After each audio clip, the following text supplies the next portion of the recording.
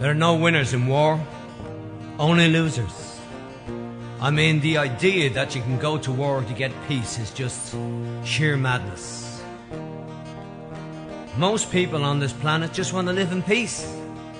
But when you look around the world at all the wars religion and politicians have caused, I think it's time we had a new game plan. I think it's time we brought in a ban. Ban war. Ban war. Ban the politicians who caused the divisions. Now, the Scottish poet Robbie Burns once wrote, he said, "No man might tell me where my soul might be. I sought for God and God eluded me. I found my fellow man and I found all three, my God, my soul and all humanity." It's in the giving you receive, you know. It's in the giving you receive. Now, it's the 17th of May 1974 in Dublin's fair city where the girls are so pretty, and it's around 5:30 in the afternoon. I'm heading back to work to Powers Hotel where I was the chef, you know. And Powers Hotel is located on the corner of Kildare and South Leinster Street, and the clock was already ticking on the bomb that had been left there. Now, I'd had a game of snooker in the Stag's Head that afternoon, and I was rambling down Grafton Street when I met a friend of mine, and we stopped to talk for about 30 seconds or so and said, look, we'll have to catch up another time. I was a couple of minutes late as I hurried along towards the bomb. I was about 100 metres from Powers Hotel when a finger of death flew over my head. I heard a loud bang. It was like a thunderclap, you know. Just like a thunderclap. Ban war. Ban war. Ban the politicians who caused the divisions.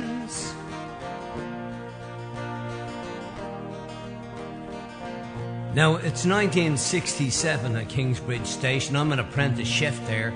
I was transferred down to the Great Southern Hotel in Bundorden, County Donegal, to work for the summer season for £4 a week live-in. Well, I arrived there on my Honda 50, my red Honda 50, the nifty 50, with my gold helmet on, leather jacket, you know. I was the man, I was the business, you know. 16 years of age and the world was my oyster, you know. A bleeding dub in Donegal, yeah. Now, the hotel itself is set in the middle of a beautiful golf course and overlooking the Atlantic Ocean and Rogie, where lovers strolled on hot summer nights. And any other nights the boys could get the girls up there, you know. Now, the golf professional at the hotel was none other than the legendary Mr. Christy O'Connor Sr. himself. And that year, the Carroll's Golf Open was held there, and we followed the players around. But didn't I walk in front of the bold Mr. Christy O'Connor Sr. himself, just as he was about to take his shot, and what happened? He fluffed it. Well, you know what happened next? He tried to blame me. I said, get a grip. And he did on the 6 iron he had in his hand. He was not impressed. Sorry about that, Christy, you know. Now, the piano player in the hotel was none other than the famous singer-songwriter Mr. Phil Coulter himself, who later went on to world acclaim with songs like Puppet on a String and all that sort of thing. The Bay City Rollers and that. But in a line from one of his famous songs, The Town I Love So Well, his words were, while the men on the dole play the mother's role, fed the children and trained the dog. Now, we formed a little band ourselves from the chefs and the waiters, and we sang in the bars and the hotels on our nights off, you know. A glass of shandy and a packet of potato. We were cheap, you know. Hey, but we were good, you know. We could hold a note or two, you know. And we went to dances all over Donegal, tend to a car, legs hanging out the windows and singing our heads off, you know. Buddy Holly, Peggy Sue and Rave On, yeah.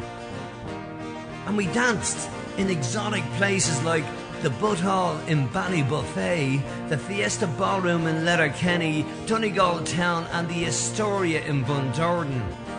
And there were more famous people there like Brendan Boyer doing the Hucklebuck and Dickie Rock and the Miami doing their stuff.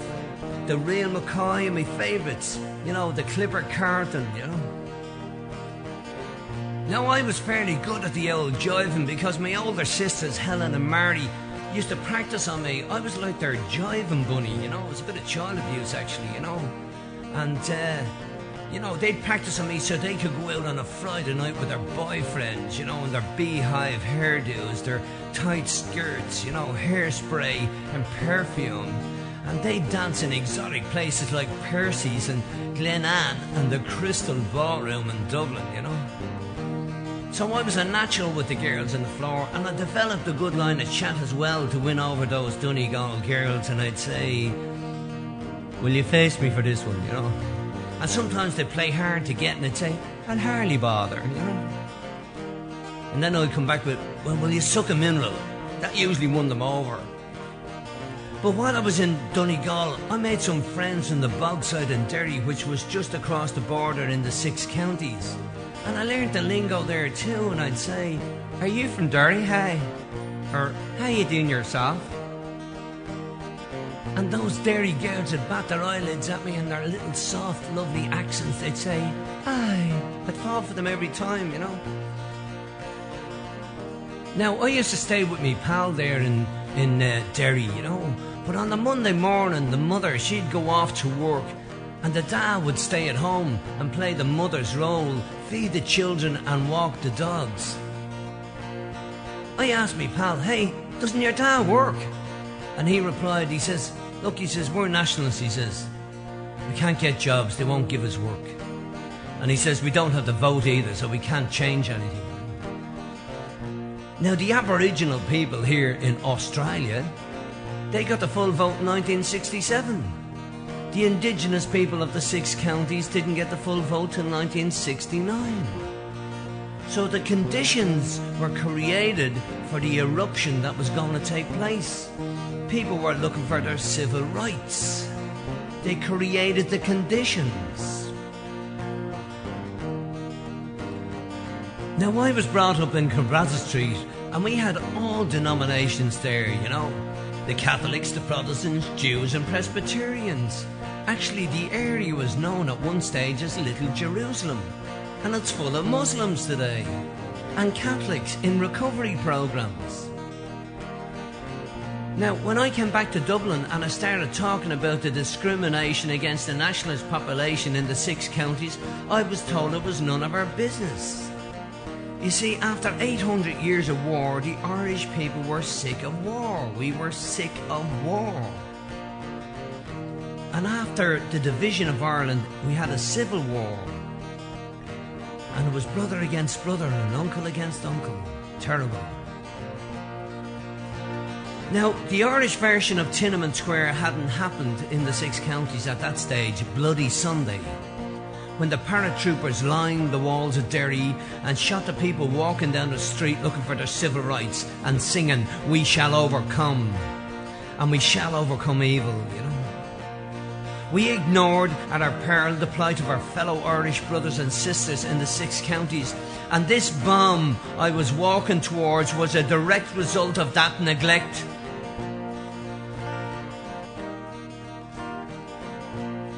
Ban war, ban war, ban the politicians who caused the divisions.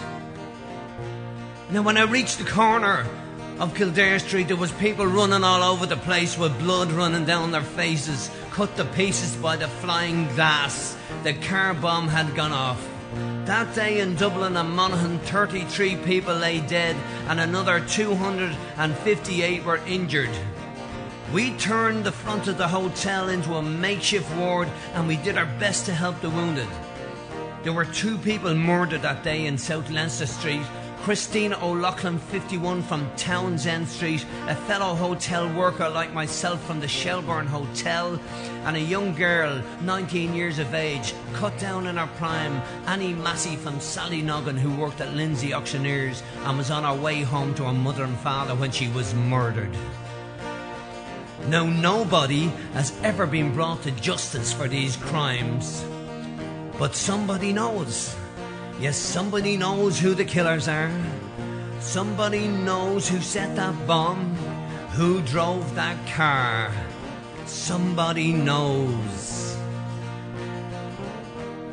Yes, somebody knows who gave the orders. At the end of the bombings, murdering and fighting in Ireland, people had to put the guns down, overcome their fears and work out their differences. Why could we not have done that in the first place and saved the lives of thousands? War is just for losers. There are no winners in war. Only fools talk of war. Ban war. Ban war. Ban war. Ban